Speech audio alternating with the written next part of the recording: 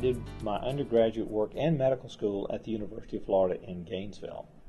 And when I graduated, I was fortunate to get my top choice of an internship, which was the University of Alabama in Birmingham, and then stayed on there for a residency in internal medicine and then the fellowship in gastroenterology. I'm very active in a lot of organizations and things, and my wife right now is president of the Florida Medical Association Alliance, so I spend a lot of time working for her, actually, in some sense.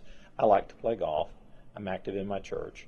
I used to play tennis, but my own medical issues got in the way of that. So. And I'm also a grandfather, which is an important part of my life, too.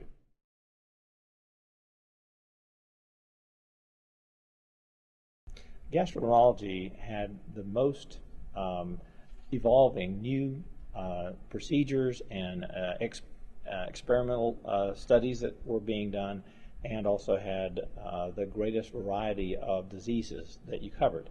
A lot of areas, like ophthalmology, I was interested in. You're talking about 1 cubic inch of the human body. Gastroenterology takes it from beginning to end. We do things like liver disease to infectious diseases to discovering cancers and trying to prevent the cancers from, taking hold and killing the patient. And now our emphasis is on prevention, preventing esophageal cancer by treating the Barrett's esophagus, preventing colon cancer by taking out the colon polyps. Borland-Groover Clinic was started between Jim Borland, my original partner, and Jack Groover, who had actually come out of a teaching institution as a professor and then started to practice here in Jacksonville.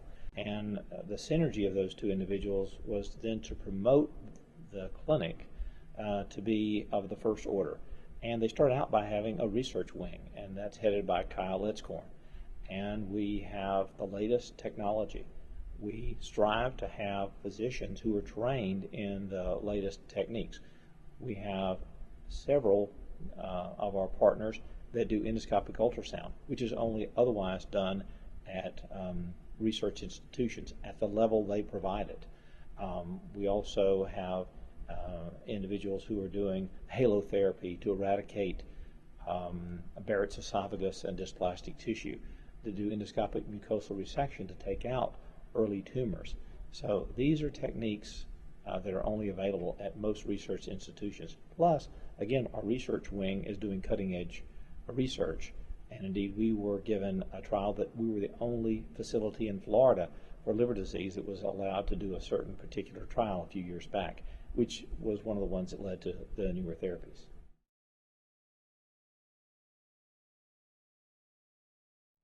Patients will often believe that there are certain alternative therapies out there that can take care of a problem. They also will have the misconception that if they don't have a symptom, they don't have a problem. And we know that from things like colon cancer that you won't have a symptom until it's advanced. So there are certain guidelines that we follow. When someone is age 50, they should have a colonoscopy.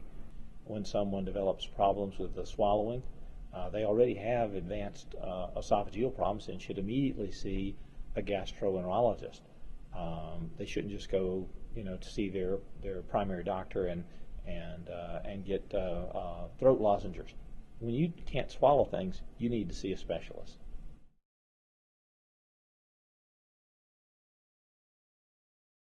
Oh, dramatically easier.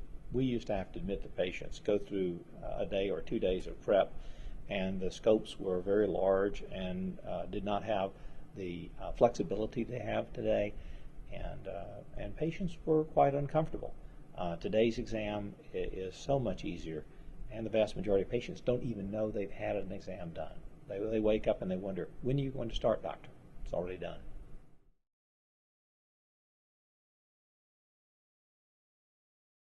Well, the most important thing to me is the patient. We can have technology, but if you don't sit down and talk to the patient and find out what their problems are and what their expectations and fears are, you've only done half the job by doing the procedure. So my focus is on the whole patient.